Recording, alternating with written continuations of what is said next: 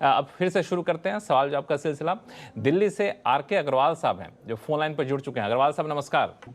Sir, if I gift a residential property to my son, is it necessary to get it registered to transfer my rights on the property to my son? मतलब और एक simple gift- आप अपने बेटे को gift करना चाहते हैं प्रॉपर्टी, तो आप ये जानना चाहते हैं क्या इसको रजिस्टर्ड कराना जरूरी है, ऐसा? ट्रांसफर अपने राइट्स ट्रांसफर करने के लिए प्रॉपर्टी के उसको ट्रांसफर करने के लिए क्या रजिस्टर कराना जरूरी है, या सिंपल गिफ्ट डीड भी से वही काम करेगी जो ठीक है ट्रांसफर हो जाएगी प्रॉपर्टी? ठीक है। मुकेश जी क्या कहना चाहेंगे उनको? लक्ष्मण जी, इसमें इनकम टैक्स से ज़्यादा ट्रांसफ़र ऑफ प्रॉपर्टी एक्ट का जो प्रोविज़न है कानून में वो बहुत ही अहम है, ये ख्याल में रखना चाहिए अग्रवाल जी को। ट्रांसफ़र ऑफ प्रॉपर्टी एक्ट ये कहता है कि अगर कोई भी ट्रांसफ़र ऑफ इमूवेबल प्रॉपर्टी, और जिसमें केवल सेल नहीं, एक्सचेंज नहीं, गिफ्ट का भी समावेश हो जाता है, उसको वैलिड या मान्य रखने के लिए उसका रजिस्ट्रेशन होना कंपलसरी, मैंडेटरी है। जब तक रजिस्ट्रेशन नहीं होता आपकी ट्रांसफ़र कंप्लीट नहीं है। तो आपको अगर आपके सन को अगर गिफ्ट है, वो वैलिड गिफ्ट के तहत आप उसको एक्सेप्ट कराना चाहते हैं, तो रजिस्ट्रेशन, और उस पर रजिस्ट्रेशन होता है तो स्टैम्प ड्यूटी तो भरना अनिवार्य है।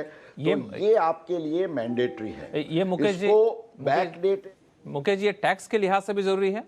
टैक्स की देनदारी के लिए भी जरूरी है ये? हाँ बिल्कुल। यू सी, देखिए टैक्स का कानून जो है, ट्रांसफर जो है, it cannot be divorce the transfer of property act. हालांकि अगर कोई मूवेबल प्रॉपर्टी है तो उसमें ऑप्शनल है, कोई मैंडेटरी नहीं है। माना आप किसी को कोई भी मूवेबल प्रॉपर्टी है, शेयर्स है, पैसे हैं, कोई डिपॉजिट है, गोल्ड ऑर्नामेंट्स वगैरह देते हैं, वो आप एक केवल बाय वर्ड ऑफ माउथ या एक सिंपल लेटर से दे सकते हैं, उस पर ड्यूटी। लेकिन इमूवेबल प्रॉपर्टी पे आपको रजिस्टर्ड होना जरूरी है। चलिए अब फिर लेते हैं अगला सवाल। अहमदाबाद से अर्चना पटेल जी हमारे साथ फोन लाइन पर जुड़ चुकी हैं। अर्चना जी नमस्कार। नमस्ते। हाँ बताएं सर। मैं एक सीनियर सिटीजन हूँ। मेरी 1 लाख की पेंशन और 7 लाख की एफडी इंटरेस्ट की इनकम है। स्टैंडर्ड डिडक्शन का 50,000, सेक्शन 80C के तहत 1.5 लाख, 80D के तहत 50,000 तथा 80TTB के तहत 50,000 का डिडक्शन का बेनिफिट मैं क्लेम कर सकती हूँ अंडर सेक्शन। इसके बाद मेरी टैक्सेबल इनकम 5 लाख होगी।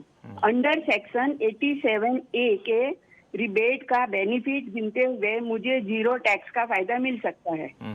लेकिन मेरी बैंक फॉर्म 15H लेने से मना कर रही है, क्योंकि basic income tax exemption limit 2,50,000 से ज्यादा हो रही है। इस बारे में मुझे क्या करना चाहिए?